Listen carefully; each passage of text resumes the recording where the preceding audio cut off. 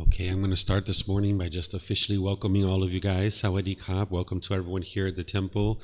Welcome to everyone who's joining us online as well.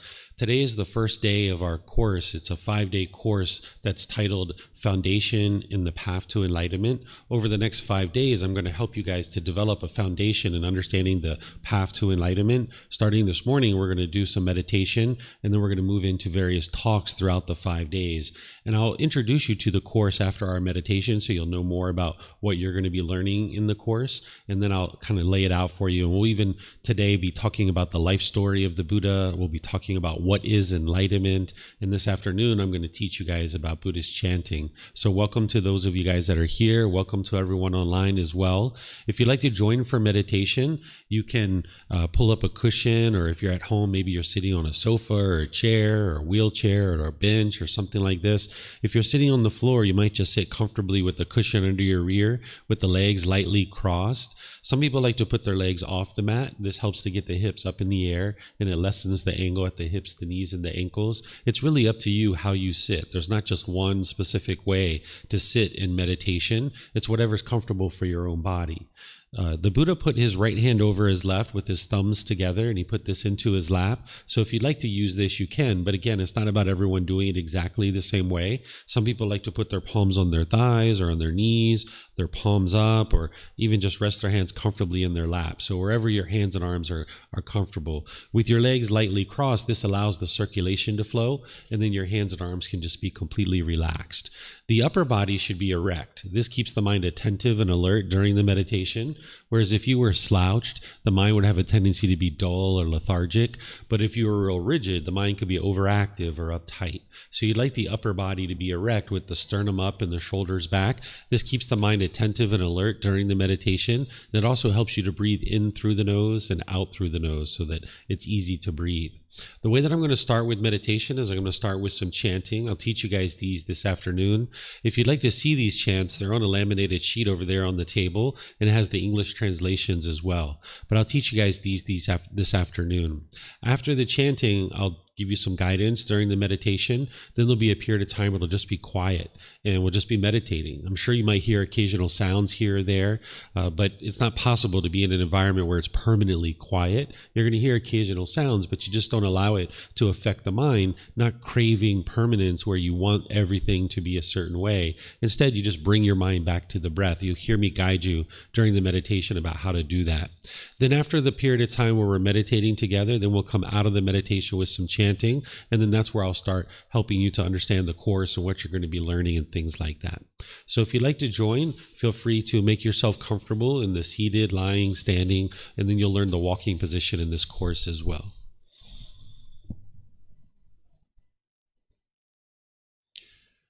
Arahang Samma Sambuddho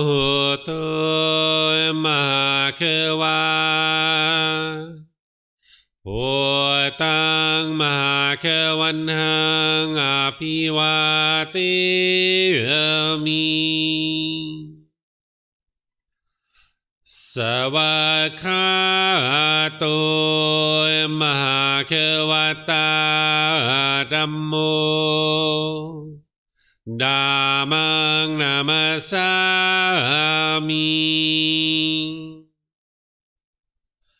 Supatipano Bhagavato Sāvaka Saṅkho Saṅghang Namami Namo Tassa Bhagavato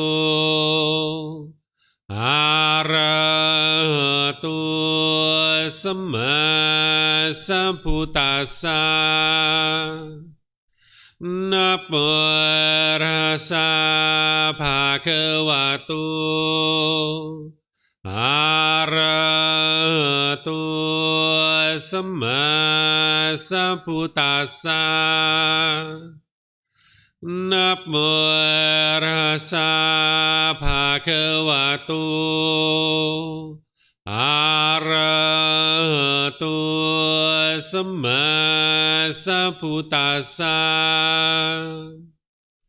อิติปิโสมหะเขวาอะระหังสัมมาสัมพุทโธวิชาจารณังสัมมุโน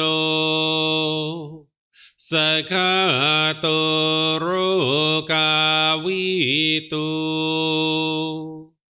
อนุเตโรปุริสาดามาสติสัตตาตาวามานุสนังโพโตภาควาติ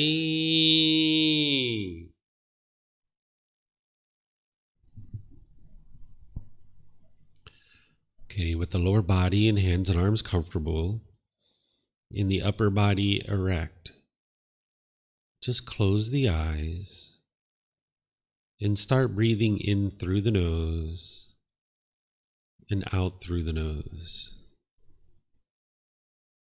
Here you're just looking to establish the breath. A nice, natural, steady, consistent breath.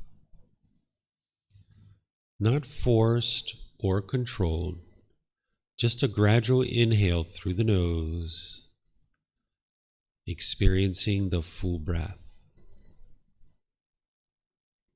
And then whenever you're ready, exhale out through the nose.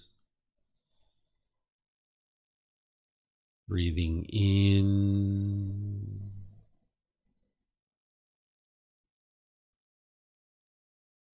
and out.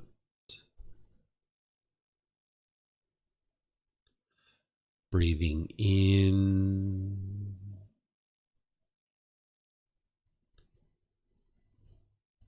and out.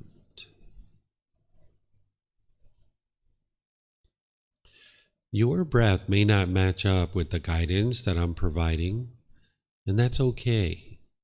This is your practice. I'm just here for guidance. You can use this voice as a reminder that whenever you get to the next inhale, breathing gradually through the nose, developing a nice, natural, steady, consistent breath. And then whenever you're ready, exhale out through the nose.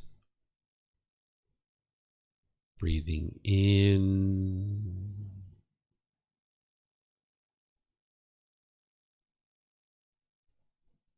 and out.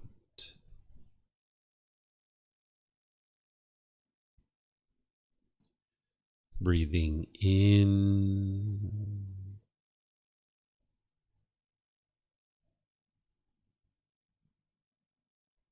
and out. With the breath well established, start fixating the mind on the breath, either the sound of the breath coming into the nose or the sensation of air moving over the skin into the nose. The breath is the present moment. Fixate the mind on the breath, the present moment. Breathing in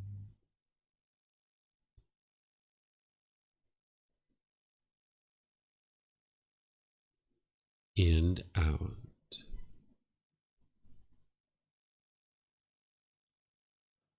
Breathing in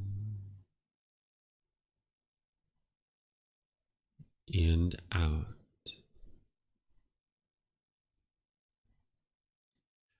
With the mind fixated on the breath, whenever you notice that the mind moves off the breath, cut that off, let it go, and come back to the breath, the present moment. No need to observe the thought, label it, judge it, analyze it, or even try to figure out where it's coming from. Whenever you notice that the mind is moved off the breath, cut that off, let it go, and come back to the breath, the present moment. Breathing in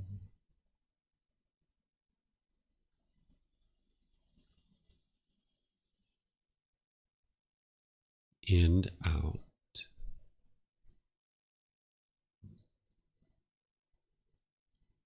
Breathing in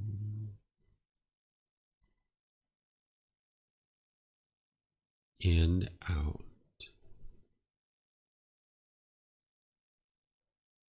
I'm going to be quiet now and let you do this work of focusing on the breath, cutting off and letting go anytime the mind moves off the breath. You have nowhere to go. There's nothing to do. No one needs you right now. This is your time to focus on the breath. Breathing in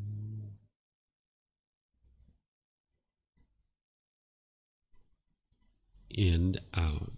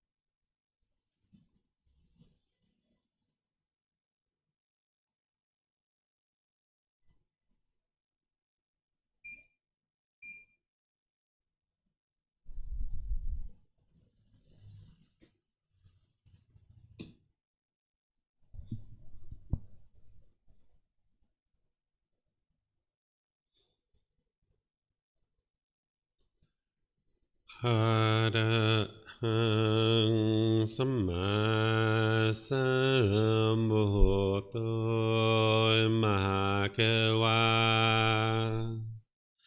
โหตังมหาเกวันหังอภิวาเทมิสวากขาโตมหาเกวตาธัมโมธัมมังนามัสสามิสุปฏิปันโนมหาเกวโตสาวกสังโฆสังฆังนามามินะโมตัสสะภะคะวะโตอะระหะโตสัมมาสัมพุทธัสสะนะโมตัสสะภะคะวะโตอะระหะโตสัมมาสัมพุทธัสสะนะโมตัสสะภะคะวะโตอะระหะโตสัมมาสัมพุทธัสสะอิติปิโสมะคะวะอะระหังสัมมาสัมพุทโธวิชาจารณังสัมมุโนสกขาโตโรกาวิโต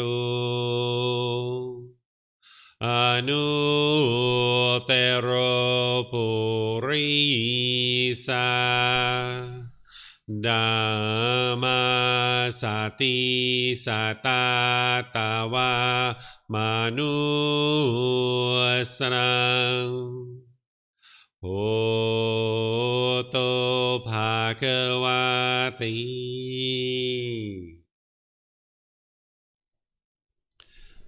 Okay, if you guys would like to slowly make your way out of meditation.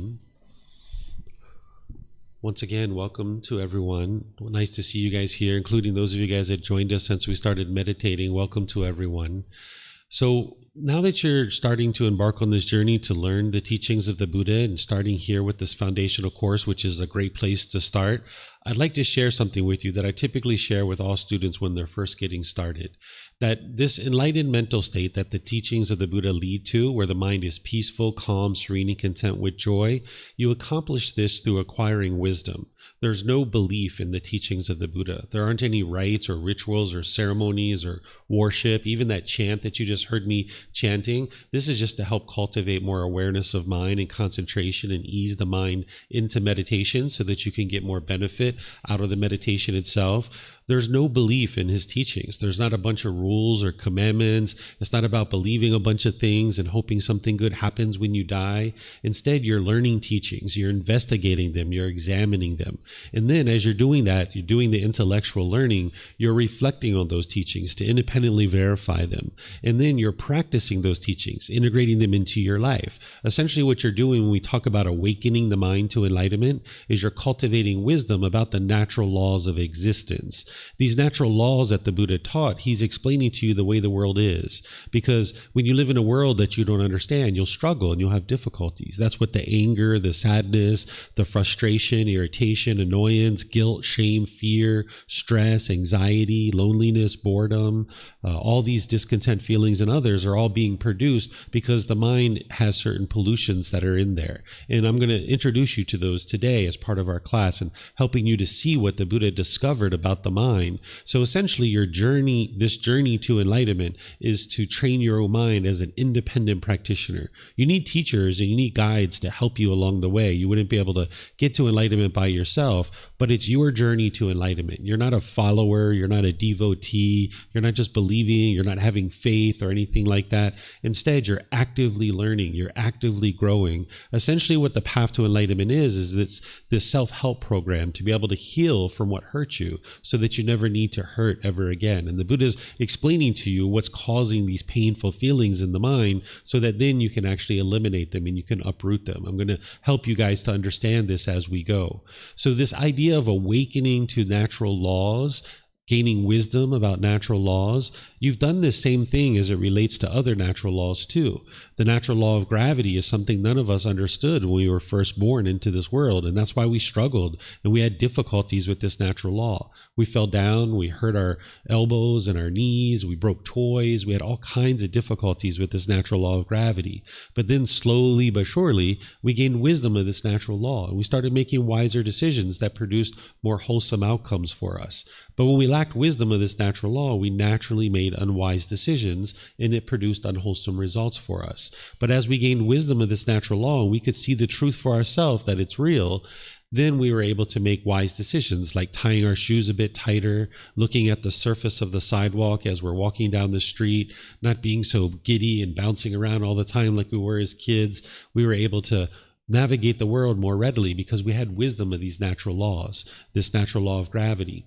Even like this cup of water here. I put this cup of water behind me because I know that if I put it here in front of me, that it will most likely fall over. I will knock it over. Not because it's a rule or it's a commandment or not because anybody told me that this is what I should do, but when you have wisdom of the natural laws, you're going to naturally make wiser decisions that produce wholesome results. So the same thing is true about the teachings of the Buddha, that these natural laws, they're affecting you whether you're aware of it or not. Just like the natural law of gravity affected us whether we're aware of it or not, the same thing is true about these natural laws that the Buddha taught. So you're awakening to that wisdom by learning them intellectually, by reflecting on them to independently verify them, and then practice them by integrating them into your life. So you're training your mind. Essentially, the Buddha took the human psychology and he boiled it down to very common, understandable words that anybody and everybody could understand. So that's what I'm here to do, is help guide you on this journey for you to be able to do the work to examine these teachings, investigate them, reflect on them to independently verify them, and practice them. And as you do, you'll see that the mind becomes more peaceful and more joyful. Eventually, you can get to the point where the mind's actually enlightened and you will never experience any discontent feelings ever again, because you've uprooted the causes and conditions that are producing these feelings to arise in the mind. That you can completely purify the mind and get to the point where there's focus, concentration, clarity, deep memory. You'll notice that your personal and professional relationships will blossom. They will be at ease because you're not being bitter and harsh and hostile in your relationships anymore. You'll get to the point where your mind doesn't even experience a bad mood any longer, that it's not possible for the mind to even experience a bad mood. So as you're learning and growing in this particular course or any of the other programs that I share, you're always welcome to ask questions and get help, but always remember that you're on your own independent journey. A teacher is essentially like a tour guide. We're pointing out to you the things that you need to learn and things that you need to understand. And I have all these resources to be able to help you, whether it's books or audiobooks, classes, courses, retreats, personal guidance, videos, podcasts, things like this, to be able to help you learn and grow and develop as far as you would like to go with understanding these teachings.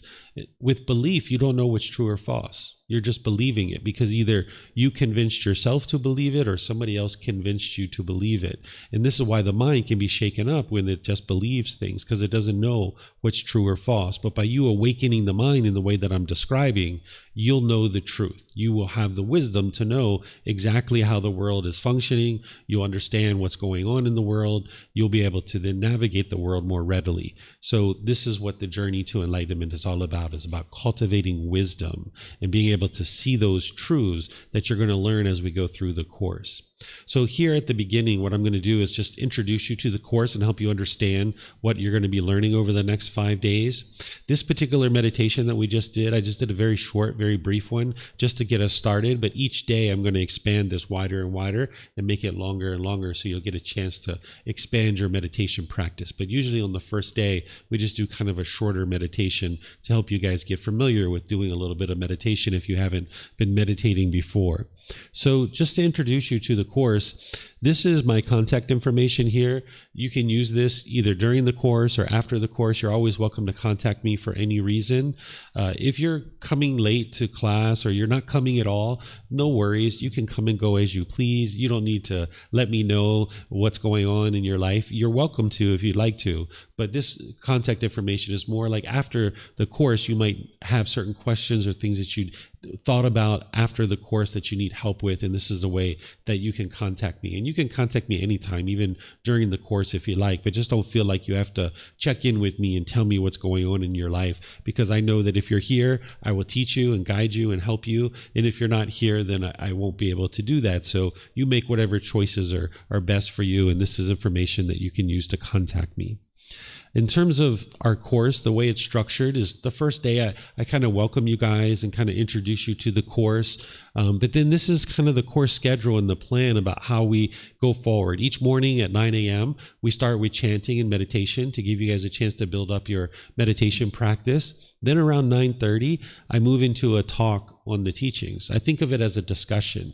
It's not a lecture, it's not a sermon, it's not any of these kinds of things. It's more of a discussion where I'm sharing with you the teachings and providing you an opportunity to ask questions and get help to understand that. Some people refer to this as a Dhamma talk because the word Dhamma in Pali means teachings, but if you translate that at teachings talk, it doesn't quite sound right in English. So I just refer to it as sharing the teachings with you through this discussion. And then somewhere in there, we'll have a mid-morning break, usually around 10:30, 11, we'll have like a break to be able to do whatever it is that you like to do, go get snacks, go get drinks and things like this. If at any point during the class you would like to use the restroom, there's one right there, the very last door on the right. You're welcome to get up and go use that even as I'm talking and we're in class. You don't have to wait for a break, but we will take a break in the middle of the morning, but feel free to use that bathroom if you'd like. There's even bathrooms in the main temple complex. If you go outside this classroom, there are signs that'll take you around to the main temple bathrooms and you'll see where those are at, and you're welcome to use those at any time too. We even have water and snacks and juice and things like that here that our students provide. You're welcome to help yourself to anything over there. It's all provided by our students. So we'll take a mid-morning break somewhere around 10:30 or 11. Then we take a lunch break somewhere around 12, sometimes a little bit earlier, sometimes a little bit later, but somewhere around 12 we'll take a lunch break. We usually take about an hour and a half lunch break, and I'll let you know each day when we take a lunch break which time I'm going to restart. I'll usually be restarting around 1:30, but sometimes it's a little bit different, so I'll let you know each day before we go to lunch. Then when we come back at 1:30, I'm also going to be sharing teachings with you there too. Typically, we're focusing on meditation in the afternoon. Today, we're going to be doing chanting. Tomorrow, we're going to be focusing on meditation in the afternoon. The next day, on Wednesday, I'll be teaching you walking meditation. We have different things each afternoon, and I'll guide you guys through that. So in the morning, we'll be doing chanting and meditation. In the afternoon, we'll be doing chanting and meditation. So you get a chance to meditate at least twice a day if you're going along in the course. And then if you'd like to meditate again in the evening on your own, this can be really helpful for you to kind of get in the flow of actually meditating regularly.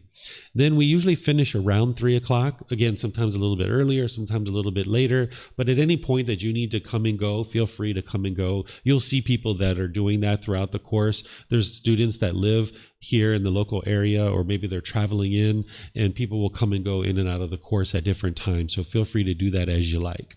And then on Friday, the last day, there's a field trip that I organize where I invite you guys to 2 local temples, and we go outside of this temple, we go to a forest temple, and then we go to a temple up on the mountain. This is Wat Umong and Wat Doi Suthep. Essentially, the first 4 days you're learning here in the classroom, and then after having learned the teachings, I can tour you around temples where you can learn the artwork, the architecture, the symbolism, so that when you go into a temple, you really understand what's going on there, and the temple walls kind of speak to you by this point because you understand the teachings. Because a lot of these temples were created somewhere between 500 to 1,000 years ago.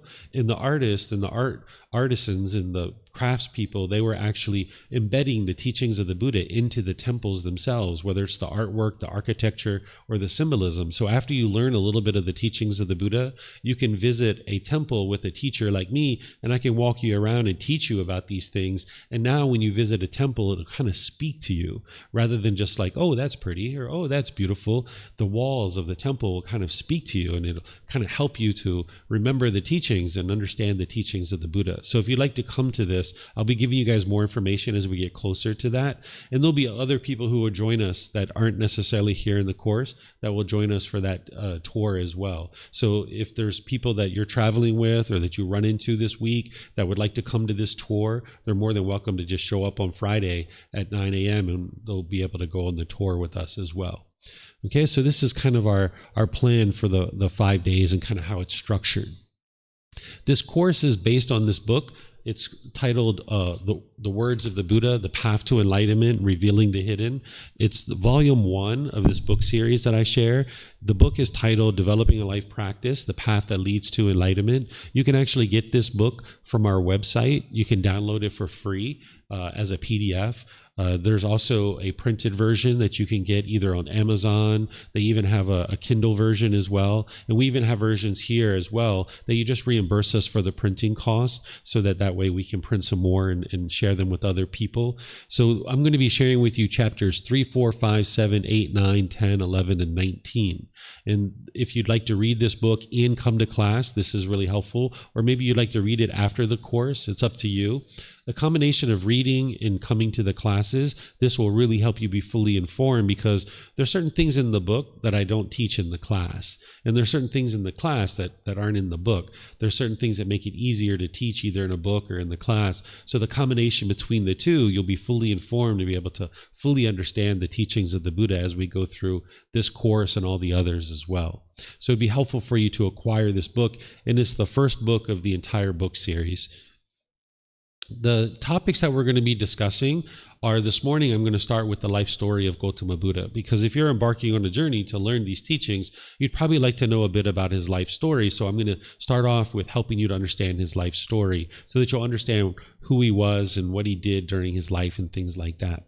Then after our morning break, I will come back and I'll teach you what enlightenment is so that you understand what this enlightened mental state is. Because if you're interested in traveling to somewhere or taking a journey somewhere, you'd like to kind of know a little bit about it. Like if someone came up to you and said, hey, would you like to go to Chiang Rai? The first thing you'd probably say is, well, what's at Chiang Rai? What goes on there? What are the kind of things there? Right? You'd have questions about what this place is so that you could decide whether you're even interested in going. And then once you understand a bit about this place, Chiang Rai, you'll be able to more easily navigate your way to it. And then once you arrive, you'll know that you've arrived at this place. So the same thing is true with enlightenment. This mental state of enlightenment, in order to navigate your way to it, you need to understand what it is so that then you can more easily navigate your way to it. And then once you arrive, you'll understand that your mind is actually enlightened. Then tomorrow, I'm going to start off in the morning with a talk on the Four Noble Truths. This is where you establish right view. This is the very first beginning teaching of the Buddha, where you learn about the problem in the unenlightened mind, the cause of that problem, the elimination of it, and the path forward. In 4 simple statements, you can learn it, you can independently verify it, and you can practice it. This is the very first teaching that he has that's going to help you to have this breakthrough to finally understanding why your mind gets angry and sad and frustrated. I'm going to walk you through that in a way that you can independently verify it and see the truth for yourself. And part of that is learning the Eightfold Path. This is the path for all humans to enlightenment. This is a core central teaching of the Buddha. If you're interested in getting to this enlightened mental state where the mind can be peaceful and joyful permanently all the way through the rest of your life, you will need to know the Eightfold Path, inside and out, backwards and forwards. So I'm going to walk you through with using the original words of the Buddha, helping you to see what he taught about each one of these aspects of the teachings. And then I'm going to show you how to learn it, how to reflect on it, and how to independently verify it, and then practicing it, integrating it into your life so that you can actually experience the real results of your mind becoming more peaceful and more joyful. Then on Wednesday morning, I'll be teaching you transforming the three poisons. This is craving, anger, and ignorance. This is where you kind of broaden your understanding and deepen your understanding of what's going on in the unenlightened mind, that you can learn about these three poisons and what's motivating all the unskillful conduct. So when you're angry or you're bitter, or you're harsh or you're annoyed or stressed or having anxiety, and maybe you're acting out through certain ways and through your intention, speech, and actions, you'll be able to understand why the mind's doing that through this particular talk that I'll share with you guys. And then after that, I'll share with you what's called the 5 precepts, a householder's guide to daily practice. If you've learned that the Buddha taught no killing, no stealing, no sexual misconduct, no lying, no intoxicants, the Buddha actually didn't teach that. This sounds like a bunch of rules. It sounds like a bunch of commandments. It sounds like black and white. The Buddha didn't actually teach that way. So I'm going to use his original words to help you understand what the 5 precepts are and how to integrate them into your life. Essentially, there are 5 decisions that you could make, either wisely or unwisely. And if you make them wisely, it'll produce wholesome results. And if you make it unwisely, it'll produce unwholesome results. So I'm going to teach you that and guide you in independently verifying it so you can practice and experience the results for yourself. So then on Thursday morning, I would teach you what is Gama and how does it affect me. This is a natural law that's affecting you all the time, whether you're aware of it or not. And when you lack wisdom of this natural law, you're going to have difficulties and struggles in the world. This isn't something to believe in. This is a real natural law that's functioning, and you'll be able to learn about this all the way through the course. Some people refer to it as karma. You might have heard that. This is from a different language. It's the Sanskrit language. The original language of the teachings of the Buddha are in the Pali language. So people who study the original teachings of the Buddha will tend to use the word Gama, but it's referring to the same natural law, just karma and Gama, just 2 different ways of pronouncing this. So all the way through the course, you're going to be learning about the natural law of Gama, but on Thursday morning, I'm going to go in and talk specifically about this natural law, helping you to understand it, the ins and outs of it, and helping you to be able to awaken to that wisdom where you can independently verify it for yourself. Then we're going to talk about what is merit. This is a specific type of wholesome karma that you can generate and that you'll need to learn about in order to journey on the path to enlightenment. And we'll talk about continued support on the path to enlightenment as well. And then our meditation discussions, I will be focusing on breathing mindfulness meditation. This is the primary form of training that the Buddha used. You wouldn't be able to just meditate your way to enlightenment. You're going to need more than just meditation to get to enlightenment, but this is the primary form of meditation that the Buddha used in order to get to enlightenment. There's other forms as well that you will need to learn, but typically your first 4 to 6 weeks on the path to enlightenment, you're developing this particular meditation to be able to help you in journey on the path to enlightenment. So that's why we focus on this meditation in this particular course. And I'll teach you the seated, lying, standing, in, walking positions so that you'll have all 4 positions for your meditation practice. And then I'll also be teaching you Buddhist chanting, and you'll have a chance to practice that if you like. And then towards the end of the course, I'm going to teach you how to integrate the teachings into your life, because sometimes people come to courses like this or retreats, they have a really great experience, but then it's very hard for them to integrate the teachings into their day-to-day life to be able to go out of the class or out of the retreat and actually be practicing these teachings on a day-to-day basis. So I'm going to help you to understand how to do that as well. So do you guys have any questions about what we're going to be learning as part of the course? No? Okay, let me check online.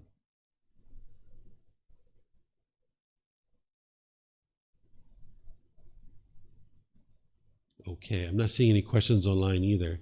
So what I'm going to do is start with this first topic of the life story of Gotama Buddha. In the book, in chapter 19, it's titled The Difficult Human Existence, Sickness, Aging, and Death. And the reason why is because this is what motivated the Buddha to actually go on this journey to enlightenment, is observing sickness, aging, and death. So the way that I'm going to talk about his life story is I've organized it in terms of his birth, his early life, his journey to enlightenment, and then his teaching career, what he did during the teaching career. And then we'll talk about these things that motivated him on his journey to enlightenment, which was sickness, aging, and death. So this individual that we refer to as the Buddha or Gotama Buddha, there's lots of different ways to refer to him. He was born in where we call Nepal, right? Modern day Nepal. But back then it wasn't referred to as Nepal. And then he was born to a royal family. His mom was a queen, his dad was a king. And during this period of time when the woman was pregnant and they were about to deliver and give birth, they would travel back to their homeland in order to give birth with their parents and their siblings and all the people around them to be able to help them. So the queen, being pregnant, she organized, and probably her husband probably helped her too, to organize this caravan to go back to her homeland. And they were traveling on their way back to her homeland, and she went into labor. And they had to stop the caravan, and she got out and she went over to a tree, and she was holding on to the branch of a tree trying to deliver the baby standing up. And she was having a very difficult time getting the baby out in birth. So the baby ends up breaking through the side of her stomach, and she ends up dying 7 days later, unfortunately. During this time frame, it wasn't uncommon for the mother to die during childbirth, or even the baby to die during childbirth. So they actually had protocols in place that if the female died during delivery or any time thereafter, then the siblings would adopt your child. So she had an older sister who adopted Siddhartha Gotama as her own child. So essentially his stepmother was actually his aunt. That's who adopted him to be her own child. So he grew up with his aunt being his stepmother. It's said that when he was born, that there was a miracle that occurred. And I don't think this is actually true. And I'll explain to you why, because the next part of the story wouldn't actually be needed. But sometimes when someone does something as impactful as the Buddha, along the way, people embellish the story a little bit to make him look even better than he really was. But he was already amazing. There's no need to embellish his story. But it's said that as soon as he was born, he walked 7 steps and lotus flowers were blossoming under his feet. And he spoke and he said, "This will be my last life," right? But I don't think this is actually true, because this next part of the story wouldn't be needed if this was actually true. The next part of the story is that his father was interested to know what his son was going to become. So he summoned some fortune tellers or advisors to come tell him what his son was going to become. Because if your son is walking and talking and lotus flowers are blossoming, you know this child's pretty special. You wouldn't need these fortune tellers, but this was a common practice during the time that you would summon people to come let you know what your child was going to become. So these advisors come to advise the king, and there's 108 of them, and 107 of them tell the king, your son is going to be a great monarch. He's going to be a great ruler. He's going to rule over your territory. He's going to expand your kingdom and be this great ruler. And his father's like, that's my boy. Yeah, of course, that's what he likes to hear, right? But then there was this one advisor who came in, the very last one, and he apologized to the king. And he said, "Sir, I'm so sorry. I overheard the other advisors, and they're 100% correct that your son is going to be a great leader, but he's not going to be a king. He's not going to be a ruler like you're thinking. He's going to be a spiritual leader." And his father didn't like this. So his father decides that he's going to keep his son in the palace, and he's going to sequester him into the palace and never let him go outside and get involved in worldly affairs where he would be interested in being a spiritual leader. He was essentially trying to woo him into the ways of being a monarch by lavishing him with all kinds of royal riches. So he had amazing fabrics for his clothing. He had great entertainment, wonderful food. He had beautiful women bathing him and taking care of him. He had all these royal riches, that everything you can imagine that a king could give their son, he was giving his son to this, because he felt like if his son got into the habit of having these things as a king, he would never let it go to go be a spiritual leader. He would just hold on to these things because he was living this great lavish life as a monarch and as a ruler. Well, at the age of 29, Siddhartha Gotama was about to become the king. Because during this lifetime, you would become the king when you turned 30. Your dad would essentially retire and live alongside of you and help you to become a better and better king and kind of advise you and guide you. So at the age of 29, Siddhartha Gotama knew he was about to become the king, and he had never even been outside the palace. And he was thinking, like, how could I ever rule over these people and lead this population of people if I've never even been outside the palace and been in the kingdom? So without his father knowing, and against his father's wishes, he went outside the palace, and he takes with him his royal attendant. His royal attendant is like a chief of staff, someone to help advise him. And he goes outside the palace, and he sees what we call the 4 observations observations. He sees a sickly person, an aging person, he sees a dead corpse, and he sees a roaming ascetic or a monk, what we would refer to as a monk or an ordained practitioner. When he sees the sickly person, he sees this grief and this misery and this despair. And he needs to ask his royal attendant, like, what's going on over there? He's like, oh, that person's sick. They can't work. They're not going to be able to buy food, and they're disgruntled about this. And Siddhartha Gotama was struck by this because he's never experienced this, because he's living this lap of luxury in the palace that he had never seen this kind of thing before. He didn't understand it. So then he sees an aging person, kind of an older, decrepit person, having difficulties walking, their bones protruding, their joints having difficulties moving. And he has to ask his royal attendant, like, what's going on over there? Why are those people so sad and frustrated? It's like, oh, they can't get the basic necessities to sustain their life because they're old and decrepit, and they're not able to acquire the things that they need to sustain their life. And he has a real impact on him. Then he sees this dead body, this corpse. And again, people are sorrowful and grieving and sad. And he has to ask his royal attendant what's going on. He didn't even know that at the end of this life, that an individual would die. Right? He hadn't even learned this because he was so sheltered in the royal palace that his father hadn't taught him these kinds of things. So again, the royal attendant needed to explain to him that, oh, this person died, so now the family is going to struggle and have difficulties acquiring the needs and supplies that they need to sustain their life, and they're having difficulties because of this. And these had a real impact on Siddhartha Gotama, because this life that he was living in the palace was very different than what he was seeing in the royal kingdom outside with the population of people. So then he ultimately ends up seeing the fourth observation, which is a roaming ascetic, somebody who's given up worldly possessions, entered into this life of homelessness, and is trying to figure out how to get to enlightenment. That person is trying to figure out the sickness, aging, and death, and why this is occurring, and why people are having so many difficulties. So Siddhartha Gotama decides that's what he would like to do. He looks at the palace as this life of luxury, but he looks at the kingdom as this grief and misery and despair. And he thought, like, how could I ever rule over this grief and misery and despair? He wasn't interested in that. So he decides that he's going to leave from the royal palace and try to live this life as an ascetic so that he can figure out how to help these people out of this misery and despair. So he ends up going back to the royal palace, and at this time he has a wife and he has a young child, an infant child, and they're sleeping because it's nighttime.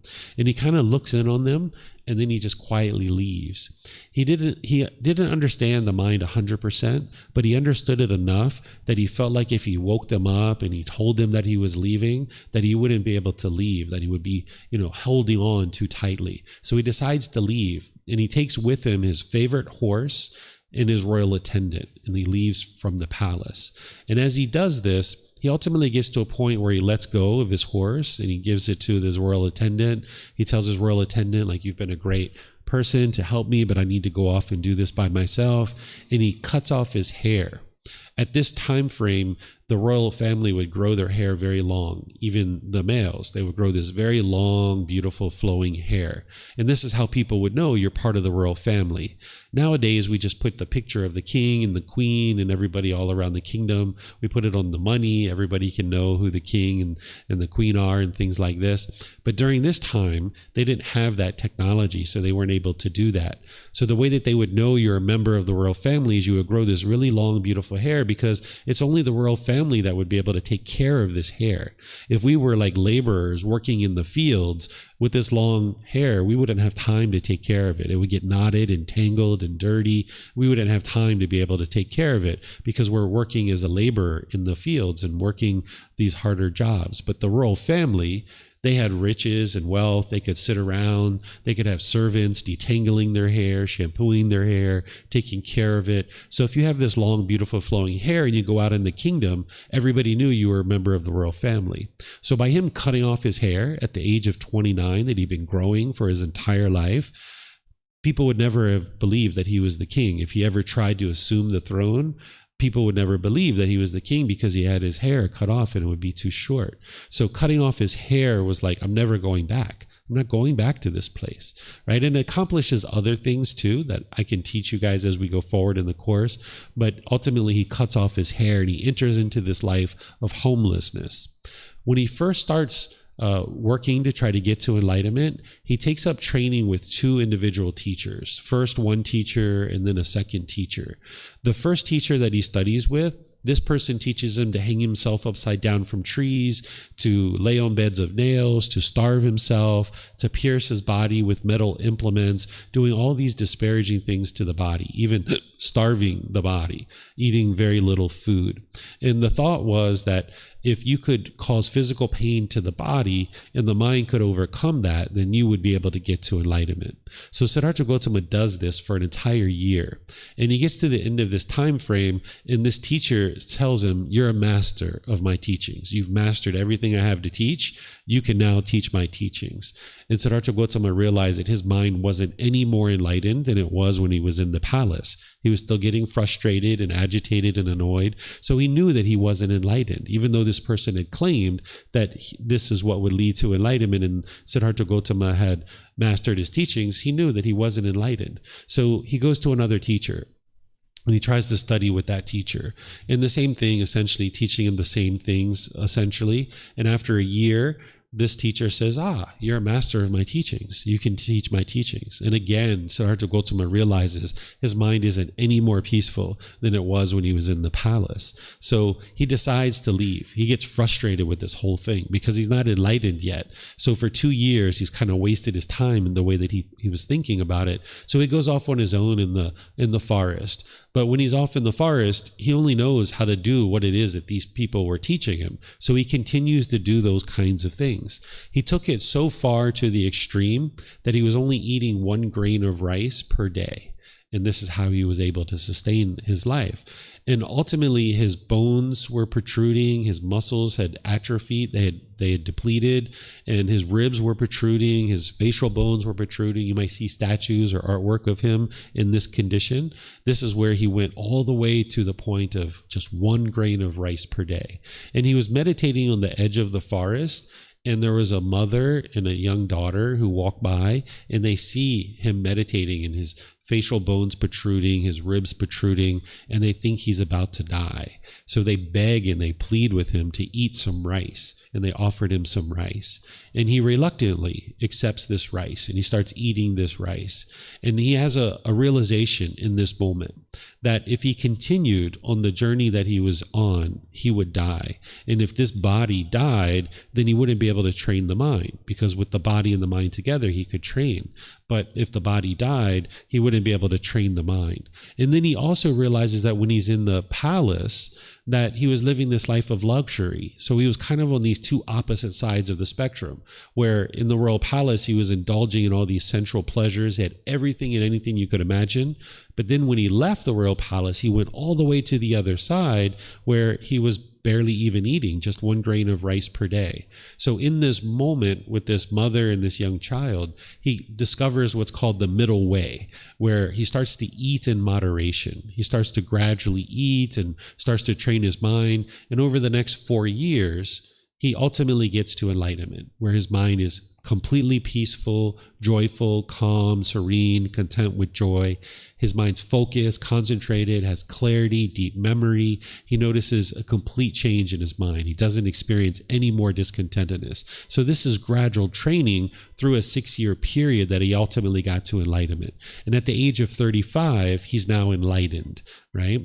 And he decides that he's not quite sure whether or not he should share his teachings with other people. So he ends up hanging out at this tree for 7 weeks. There's a certain tree in Northeast India, what we refer to as Northeast India, where he kind of hung out for about 7 weeks and kind of contemplated of whether or not he should actually share his teachings, because they were so radically different than what other people were teaching at the time. And he was trying to decide whether he should go back to the royal palace and assume some kind of life there, or whether he should go share his teachings. Well, we know what happened is ultimately he shared his teachings. So he ends up leaving from that tree, and he starts walking towards the area where he was originally studying with those first 2 teachers. And when he gets to that area, he comes in contact with 4 of his previous classmates, and one of his previous teachers. And when they see him coming, they start laughing at him and joking him and mocking him because he has meat on his bones. To them, if you're getting to enlightenment, if you're on the path to enlightenment, you need to be starving yourself. So when they saw that he had meat on his bone, he had this brightness and this radiance about him, they thought he had given up on the path to enlightenment. So they started mocking him and joking him and laughing at him. But by the time you get to enlightenment, those things don't affect you, right? Other people joking and laughing at you and mocking, it wouldn't affect you. You would be completely calm and peaceful and joyful, even though these things were occurring. So he came over to where they were at. He sits down on the floor and he takes his hand and he touches the earth.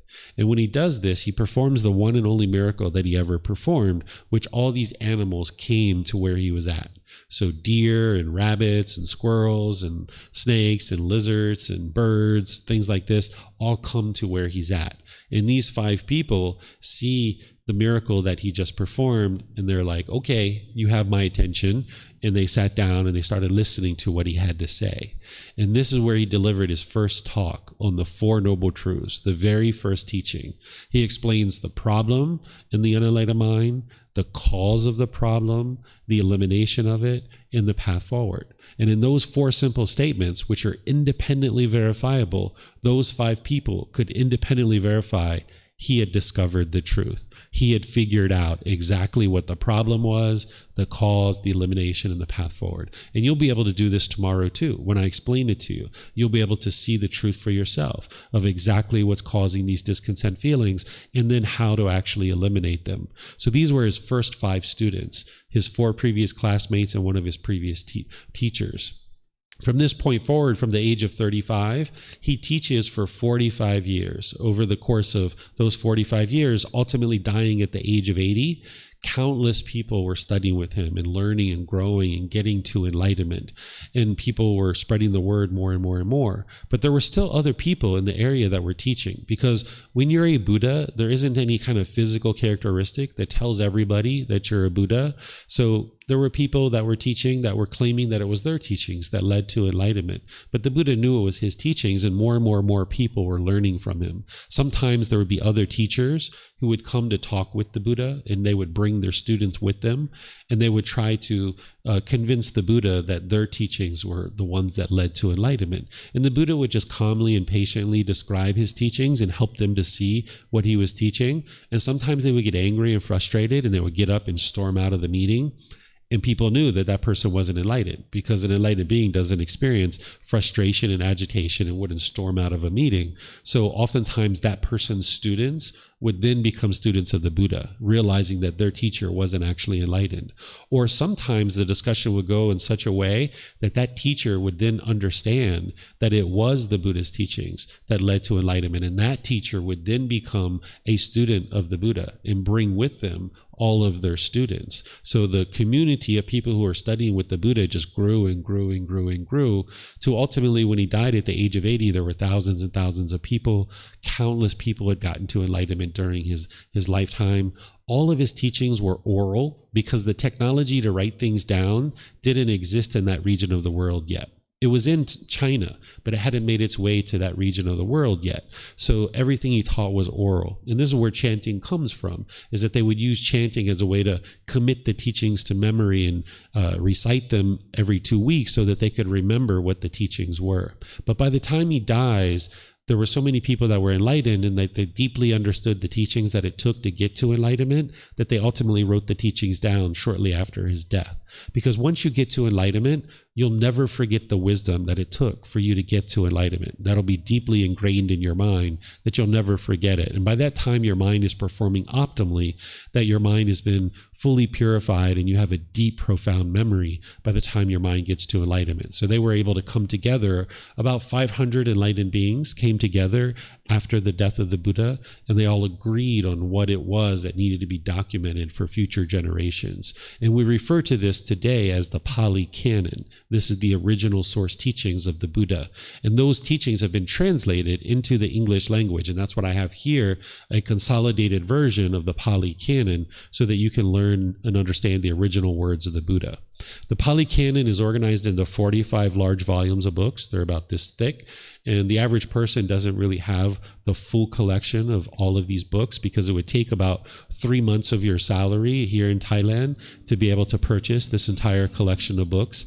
And there's probably not a book collection that you have that's, 3 months of your salary. So the average Thai person, the average temple doesn't even have access to the full collection of the teachings of the Buddha because it's just too expensive to print out.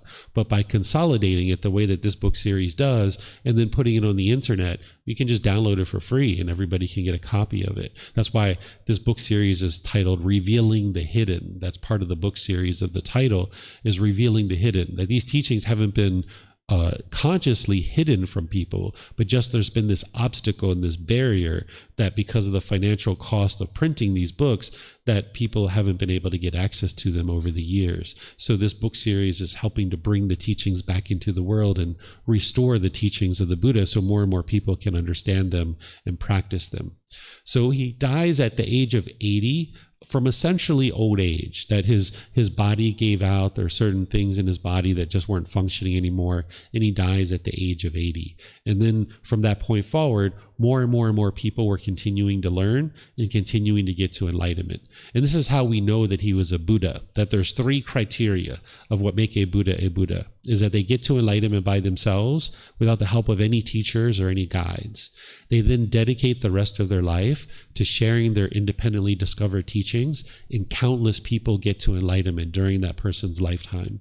And then the 3rd criteria is that they preserve their teachings so that after they die, countless more people can get to enlightenment. So he meets all 3 of these primary criteria of what makes a Buddha a Buddha. So this is his teaching career. And then this sickness, aging, and death, what he discovers is the whole reason why this is being experienced is because of impermanence, that things are constantly changing, that you can't experience permanent health. You can't experience permanent youthfulness. You can't experience permanent life, that the world is constantly changing. There's this universal truth of impermanence where things are constantly changing. And if the mind craves permanence, then you will be discontent when things constantly change. And this is what the unenlightened mind does, is it craves permanence. It wants permanent health. So then when you're sick, you're frustrated and agitated, not understanding impermanence. Or when you're aging, you might crave permanent youthfulness. So now when your body is feeling these aches and pains and you're not able to move around as easily, you'll experience this frustration or agitation or annoyance or other discontent feelings. And then the same thing with death. The mind is holding on and craving permanent life. But because we were born, we will experience sickness, aging, and death. You can't escape that, right? It's going to happen. No matter how enlightened you are, you will still experience sickness, aging, and death. It's going to happen because this being is impermanent, just like everything else around you. And I'll talk about this universal truth of impermanence more tomorrow in a way that you can learn it and independently verify it, and then you can be practicing to be able to understand this more closely. But essentially, the Buddha discovers that it's this craving for permanence that is causing the mind to be discontent. And it's because of birth that there's this continuous sickness, aging, and death. So if you can train the mind to eliminate the causes and conditions that are producing the discontent mind, then you can get to the point where the mind is no longer sad or frustrated. And this is where the cultivation of wisdom and training of the mind comes in. And then ultimately, by getting to enlightenment, there won't be any more birth to be able to experience sickness, aging, and death over and over and over again. So do you guys have any questions on the life story of the Buddha? By the way, if you guys have questions, you have a question, if you wouldn't mind using the microphones here in the white bowl, because then the people online will be able to hear us. You guys can even keep those at the seat with you. There's a gray button on front of it. You just press it and you wait for the lights to come on, and then just hold it up to your chin, and then you can just keep it with you. And for those of you guys that are online, if you're in Facebook, YouTube, or Zoom, you can ask questions by putting that into the comments section, or in Zoom, you can raise your hand electronically and ask any questions that you like. So yes, sir.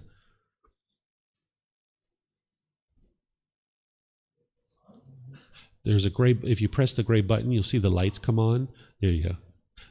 I just wanted to ask if we know of previous Buddhas before this Buddha. Sure. So in the Pali Canon, this is the only conflict that I've actually seen, is that you'll see places in the Pali Canon where the Buddha is documented as having talked about previous Buddhas before him. But then you'll also see in the Pali Canon where the Buddha says, I am the discoverer, the declarer, the originator of the path to enlightenment, undeclared before me, meaning there weren't any Buddhas before him.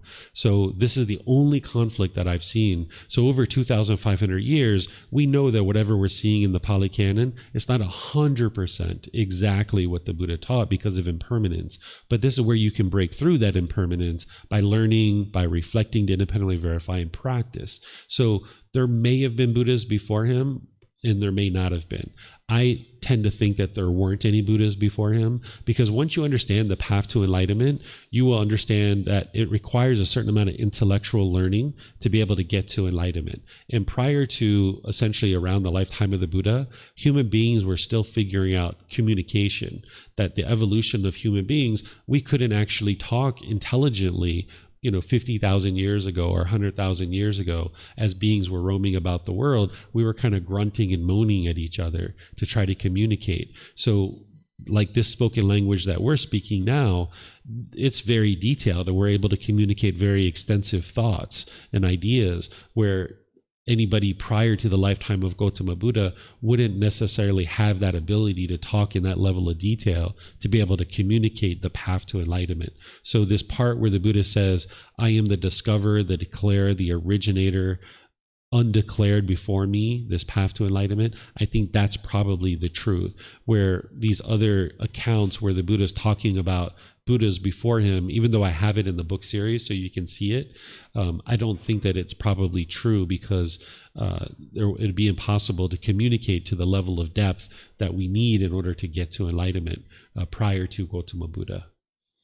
And even though this is an interesting question and it comes up quite frequently, it really doesn't matter at this point, right? Because the thing is that if your mind is discontent, your mind is experiencing anger and sadness and frustration, it needs to be improved. You need to be able to get to enlightenment to improve that. And we have the teachings exactly of how to do that. And that's what I would encourage you guys to focus on. So this is an interesting thing to talk about, but it's actually not significant, because if there were Buddhas before Gotama Buddha, okay, great, wonderful. If there weren't, okay, great, wonderful. But now you're in this life, and now you need to be able to train your mind to be able to experience the peace and the joy getting to this enlightened mental state. Okay, let me see if we have any other questions here. Okay, not seeing any other questions. So I'll just end with this that I'll share with you guys, and then we'll take our little break, is that no one ever said life would be easy, but it's also not supposed to be tough. Learning Gotama Buddha's teachings is not easy, but learning and practicing the teachings of the Buddha will ensure that life is not tough.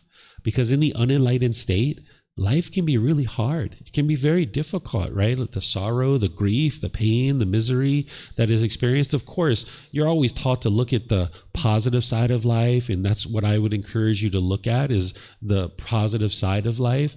But there's certain challenges that we've all experienced in life that are quite difficult and quite miserable in some situations. And that's only because the mind lacks wisdom and it hasn't been trained. When you learn and grow and develop and you train your mind, life can be very easy.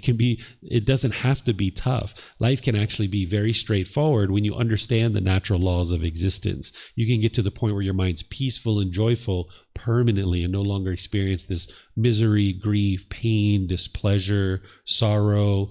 All of this can be eliminated from the mind.